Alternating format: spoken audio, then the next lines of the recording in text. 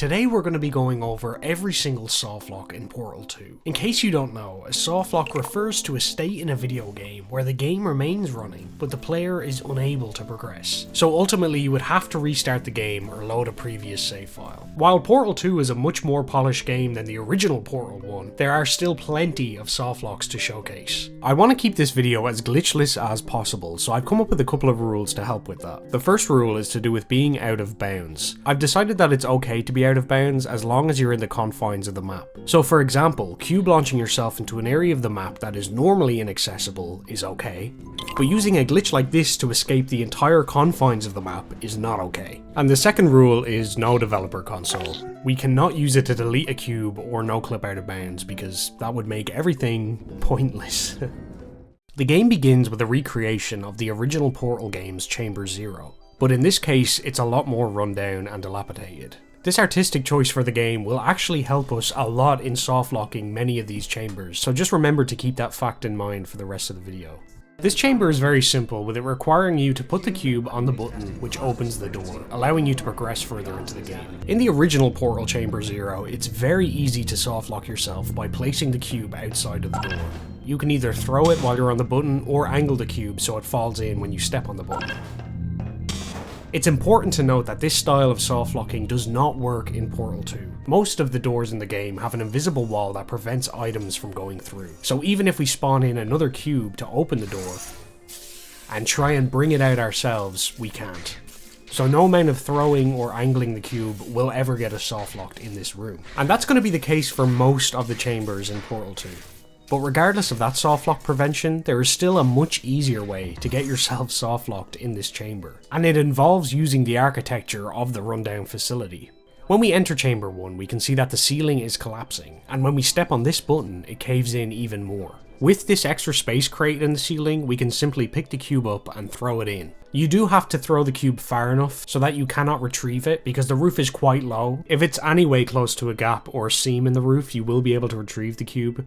But it's not too difficult to do, and there's a lot of spots that will work. But once you've done this, the chamber will not detect it and it will not drop another cube, which gives us our first softlock of Portal 2. When I entered Chamber 1, I immediately seen something that was very promising. This level was another cube puzzle, requiring you to place it on the button and open the door to complete the chamber. But this level had no cube dropper and no way to spawn another cube if this one were to go missing. So this chamber could potentially be softlocked as easily as Chamber 0. My first instinct was to throw the cube up into the spawn area because without the portal gun, there would be no way for us to get up there. But the developers did think about this because just like the door in Chamber 0, there was an item barrier stopping us from getting items up there. But after looking around the chamber for a little bit longer, I realised that the ceiling was in a very similar state to Chamber 0. So all I would have to do is throw the cube up there and potentially lose it. After a few attempts, I did get the cube up there. With no way of getting it back, and the chamber not detecting any missing cube, we had our second softlock of Portal 2. After completing these chambers the way they were intended, we gain access to the portal gun. And while it can only shoot blue portals for now, it can still help us a lot in softlocking ourselves. Chamber 4 has one of the most well-known softlocks in the entirety of Portal 2.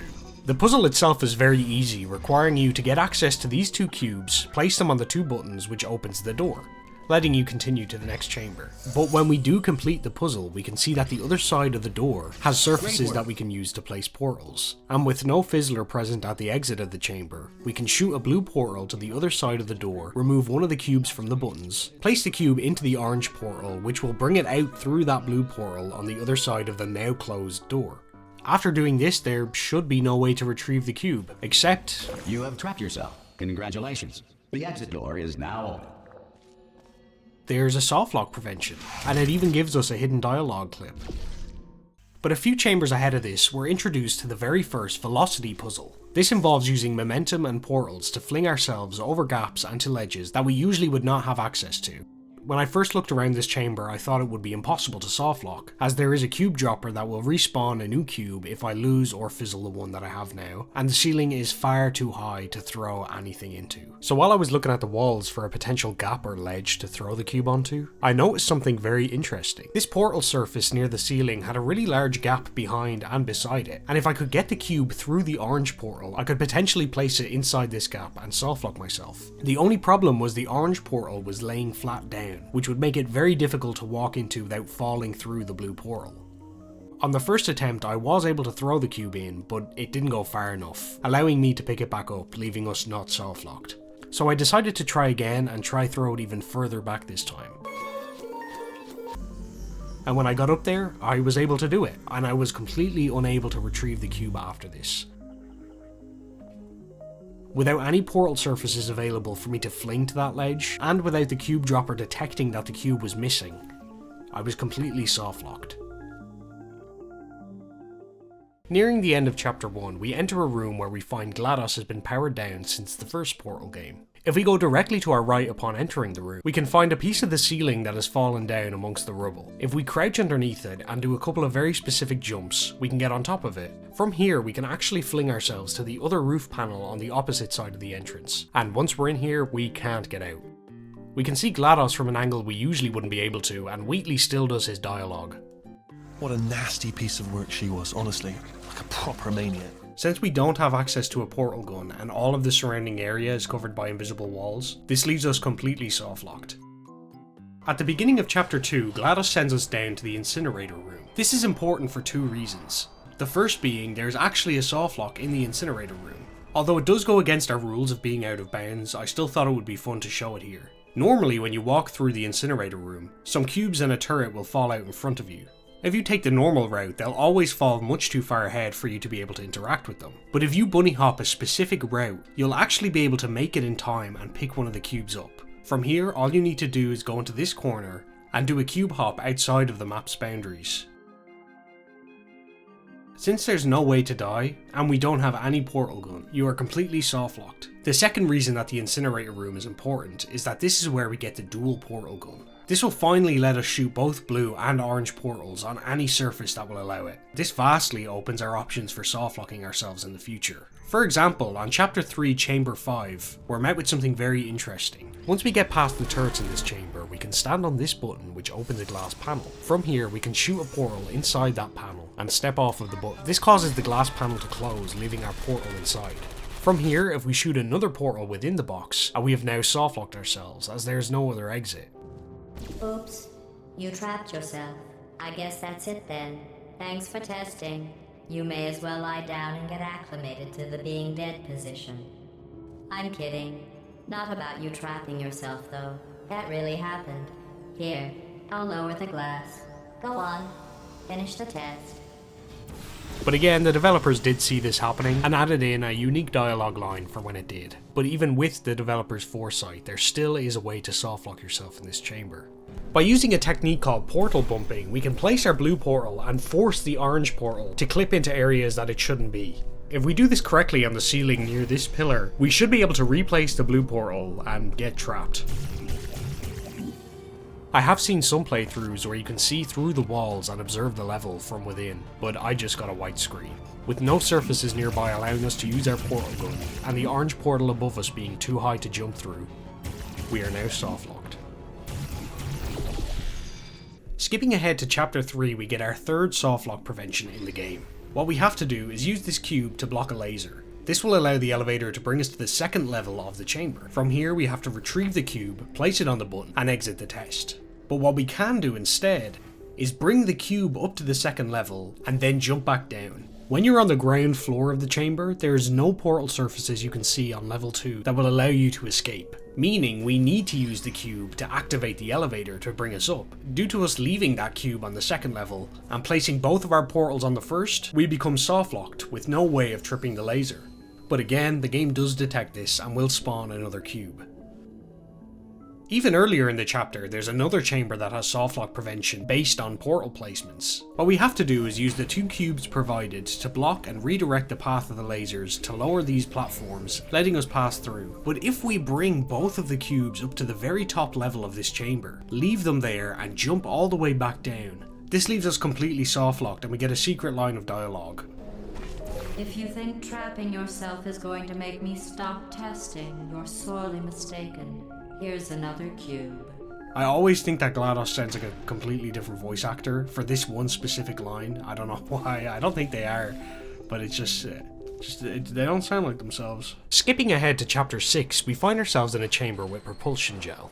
This blue gel acts as a launch pad, allowing us to reach greater heights than we could with a normal jump. The gel is also velocity sensitive, so the higher we jump from, the higher we go. What the player is supposed to do is cover the cube in the propulsion gel and let the cube escape the glass box. Once it has, you pick it up, first try. By the way, first try I picked it up. You can then rinse the cube off, and an elevator will be activated to take you to the next chamber. But when I was messing around with the level to try find a way to softlock myself, I noticed that if I stood at the edge of the elevator, the character's collision would hit the boundary and stop the elevator from going up fully. So I had a new idea. This could be a very viable way to softlock ourselves. If I can block the elevator with my collision, somehow pick up the cube and bring it with me, I could slide the cube in between the gap, exit the elevator, and the cube would be trapped. So I decided I would place the cube on the button, get into the elevator, stop the elevator from moving, and cover the entire level and the cube in propulsion gel. This would allow the cube to bounce around, and theoretically it should eventually bounce to me, where I can grab it and slide it through that gap. And after waiting a long time, I finally got the cube, but it didn't fit through the gap. I waited. That one was really sad to find out that it didn't work, but that's okay. I figured out far too late that there was an invisible wall covering the entire elevator, leaving us with a chamber that could not be softlocked. That was until I went online and found a new solution. If we reload a previous save from a few chambers ago, we come across this propulsion puzzle. Once we play through this chamber normally, we can actually turn back around. With some very well timed jumps, you're able to get yourself out of bounds.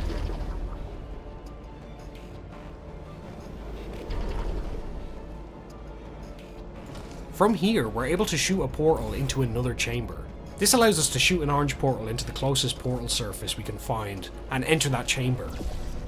From here, we find ourselves in the same test that we previously couldn't softlock, but with one difference. The water and the propulsion gel are not active, meaning we can never get the cube out of its prison.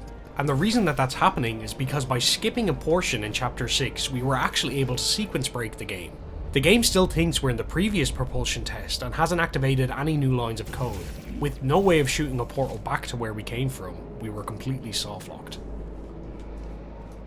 In the very first chamber of Chapter 8, we find that Wheatley has created his own test subjects to carry out the facility's testing. These test subjects are a mix between turrets and cubes, and the order in which they spawn is completely random every time. In very rare occasions, when these entities spawn, their hitboxes will collide, causing the cube to be launched. If that cube comes in contact with a button, it will sequence break the game, causing a panel to cover the door early and never letting it go back down. But this is incredibly rare and would require thousands of runs to ever see. Unfortunately, this specific softlock did actually happen to a speedrunner during a very good run and completely destroyed it.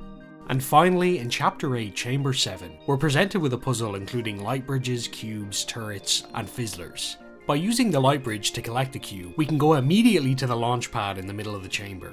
If we try to align ourselves with the right side of the launch pad, while holding onto the cube, and the right directional key, we're able to get very close to this gap in the wall. If we then drop the cube below us and use it to jump, we can actually enter that gap in the wall. We can still shoot portals outside of this room, but with no portal surfaces on the inside, we become softlocked.